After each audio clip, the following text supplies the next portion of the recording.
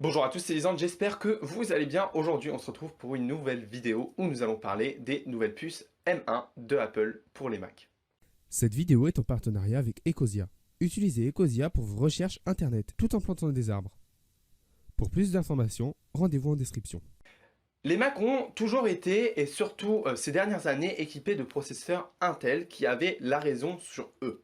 Et c'est pas sans vous dire que ça posait de nombreux problèmes, surtout à Apple, qui n'avaient pas la raison sur leur propre puce. Ça posait des problèmes notamment d'éthique, puisque Apple, sur tous leurs autres modèles, que ça soit sur les iPhones, les iPads, les AirPods ou encore les Watch, avaient disposé de leur propre puce, et c'était un peu les Mac qui étaient une grosse tâche dans cette gamme d'Apple et qui n'avaient pas leur puce. Cette année, ça change avec l'arrivée de la puce M1 qui présente de nombreux avantages, mais quelques inconvénients que nous allons voir tout de suite. C'est Steve Jobs qui, en 2010, avait annoncé sa volonté de passer sur des Mac avec un propre silicone Apple, puisque celui-ci avait apporté un Mac et un iPad, et avait regardé son équipe en disant qu'il voulait ça, parlant de l'iPad, sur le Mac. Entre autres, il en avait marre des Macs qui prenaient lentement à s'allumer, alors qu'un iPad, il suffit de cliquer dessus et il s'allumait. Il en avait aussi marre des applications qui se lançaient pas très rapidement, il y avait un temps d'ouverture, etc. Lui, il avait une vision en fait très moderne du Mac qui est aujourd'hui vraiment réincarné par, bien sûr, Big Sur, l'OS des nouveaux Mac. Mais bien sûr, cet OS n'était pas possible tant qu'on avait encore des puces Intel. En fait, il ne pouvait pas être réalisé, on va dire, à 100%, il ne pouvait pas être abouti, voilà le mot, tant que Apple ne proposait pas ses propres puces. Et cette année, c'est chose faite, puisque la puce M1 est enfin sortie au grand bonheur des technophiles et surtout des personnes qui aiment Apple et aux grandes dames de certaines personnes, et je vais vous expliquer pourquoi. 10 ans après, donc, l'idée de Steve Jobs est enfin accomplie et je pense que ça va donner probablement un nouveau souffle au Mac qui justement commençait à s'essouffler. En effet, avec toute la concurrence que Apple a, spécialement sur les ordinateurs, les Mac commençaient à un peu perdre de l'intérêt ces dernières années parce qu'ils n'avaient pas forcément les meilleures performances, mais cette année c'est vraiment un réel coup de pouce qu'Apple a donné à leur Mac et je pense que ça annonce vraiment un futur brillant pour ces nouvelles technologies et ça redéfinit totalement la ligne qu'Apple veut donner à ses Mac et pourquoi pas, ça annonce peut-être un futur prometteur malgré le fait que certains concurrents, y compris dans la marque d'Apple, font concurrence. Je pense bien sûr aux iPad Pro. La nouveauté principale de cette puce M1, c'est ce qui va apporter une meilleure utilisation et expérience utilisateur, puisque avec cette nouvelle puce, les applications compatibles iOS et iPadOS seront désormais compatibles sur les Mac. Ce qui permettra bien sûr de la fluidité, une plus grande prise en charge et une plus grande ouverture rapide de ces applications comme d'ailleurs Steve Jobs le voulait. Ça permettra aussi de sortir les Mac beaucoup plus rapidement de la veille, ce qui répond à l'idée que Steve Jobs avait eue en 2010 sur ses Mac. Donc en gros l'expérience de l'utilisateur va surtout changer avec l'OS, mais c'est bien sûr, comme je vous l'ai déjà expliqué, permis grâce à la puce M1. En effet, l'OS fonctionne en symbiose avec cette puce, et sans cette puce, beaucoup de choses auraient pu être difficiles. Je vous rappelle que sur Big Sur, vous avez désormais la possibilité de télécharger des applications de l'App Store directement sur votre Mac, et ça sera beaucoup plus facile en ayant une puce à l'intérieur, la puce M1 qui ressemble, entre guillemets, en vulgarisation bien sûr, aux puces A des iPads et des iPhones. On aurait pu penser que Apple allait peut-être s'orienter sur la vitesse, sur les performances ou encore sur les capacités. Eh bien, cette année, il n'y a aucun compromis et donc la nouvelle puce aide dans ces deux secteurs. Elle propose une vitesse affolante puisque la puce aux 16 millions de transistors permettra 3,5 fois plus de performance sur ces nouveaux Mac. Mais, et c'est ça qui est important, sur les Mac qui sont disposant d'une batterie, donc je pense au MacBook Air et au MacBook Pro, ça permettra d'avoir pour certains une autonomie de 6 heures de plus sans même changer la batterie. C'est ça qui est fort, c'est que la puce est beaucoup moins gourmande en énergie et donc ça nous permettra d'avoir une plus grande autonomie avec de meilleures performances. Donc aucun compromis, que ce soit sur côté performance ou sur côté économie. Apple n'aura pas augmenté les capacités de ses batteries pour avoir de meilleures performances. Une puce donc plus performante et moins énergivore, c'est quand même quelque chose de pas mal. On notera bien sûr que les performances de cette puce sont extravagantes. On pourra désormais faire de nombreux montages en 8K sur des Mac qui n'étaient pas du tout faits pour ça. En réalité, avec cette nouvelle puce, on pourrait comparer le nouveau Mac Air de cette année à un Mac Pro d'avance, qui est quand même, je trouve, impressionnant. Mais outre que les performances, puisque on n'avait vraiment aucun doute sur les performances que cette puce allait apporter, eh bien ça nous permet aussi, et ça permet à Apple de baisser le prix sur ses Mac.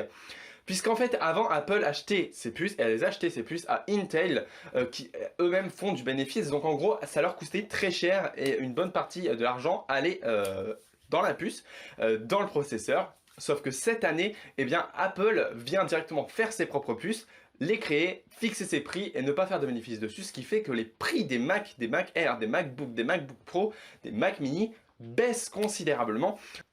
Je pense par exemple au Mac Mini qui coûtait 1059 € à sa sortie en 2018 et cette année il ne coûte plus que 799, ce qui est quand même une baisse non négligeable de prix. Pareil, le MacBook Air perd 200 € comparé à son prédécesseur, ce qui est quand même une très bonne chose pour aussi le porte-monnaie du public qui souffrira moins. Vous ne serez plus obligé de vendre un rein en entier, peut-être un demi-rein suffira pour acheter votre nouveau Mac cette année, ce qui est une bonne chose de la part d'Apple.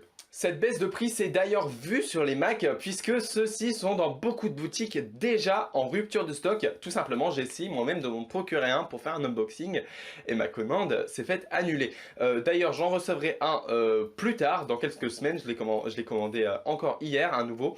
Et donc, on pourra faire l'unboxing sur cette chaîne et tester et mettre vraiment à l'épreuve cette nouvelle puce pour voir vraiment ce qu'elle en vaut. Mais cette puce M1 n'apporte pas que des avantages, hélas. Et oui, il y a aussi des inconvénients quand tu as acheté un ordinateur avec une puce M1. Nous savions avant, les Mac d'Apple étaient, quoique difficiles, quand même un peu upgradable. En gros, on pouvait changer les composantes à l'intérieur, c'est-à-dire le stockage ou la RAM. Il suffisait de les ouvrir, c'est un grand mot, on pouvait les ouvrir et remplacer la RAM ou le stockage de ceux-ci, ce qui nous permettait tout simplement d'améliorer ces machines à moindre coût. On sait très bien qu'Apple n'aimait pas tellement ça, c'est pour ça qu'il rendrait le processus très compliqué, mais cette année ça change puisque la RAM sera directement soudée à la nouvelle puce et le stockage sera directement stocké à la carte mère, ce qui fait que les nouveaux Mac ne sont plus améliorables. À moins de payer plus cher et de demander à Apple de le faire pour vous. Ce qui fait qu'en réalité les prix baissent, mais par contre pour avoir des meilleurs Mac, il faudra payer plus cher et au tarif d'Apple. C'est ça qui est important à retenir de ces nouveaux Mac, c'est qu'on ne peut plus les améliorer soi-même, ce que je trouve quand même triste, mais en même temps, on devait s'y attendre, on ne peut pas ouvrir un iPhone et remplacer la RAM, tout comme on ne peut plus ouvrir un Mac et remplacer la RAM. Voilà, c'est un peu triste, mais c'est comme ça. On peut toujours pour le stockage acheter des SSD externes, etc. Voilà, ça se trouve. Mais c'est vrai que pour certaines personnes, y compris les anti-Apple, ça va leur donner du grain à moudre, puisque bien sûr on ne peut plus upgrader tout ce qui est RAM et stockage sur les MacBook, Mac et Mac Mini. Outre le fait qu'ils ne sont plus améliorable, il y a un autre désavantage de cette nouvelle puce M1, c'est que les compatibilités pour les applications, notamment celles téléchargeables sur internet, ne sont toujours pas faites. C'est-à-dire que d'un bon nombre d'applications qui étaient compatibles avant sur Mac ne le sont plus à cause de cette nouvelle puce, puisque la plupart des applications sont compatibles avec des processeurs AMD, Intel, et c'est plus le cas. Donc Apple assure que ces compatibilités, ces problèmes de compatibilité sont en train de se faire régler, mais dans l'attente, certaines applications, et c'est bon à le noter, ne sont pas compatibles avec ces nouvelles puces. Le dernier désavantage que je trouve personnellement pas vraiment un désavantage, je vais vous expliquer pourquoi. Les Mac sont désormais plus passables sous Windows. Et oui, avant, puisqu'il y avait des processeurs Intel, ils étaient compatibles Windows et on pouvait les passer sous Windows.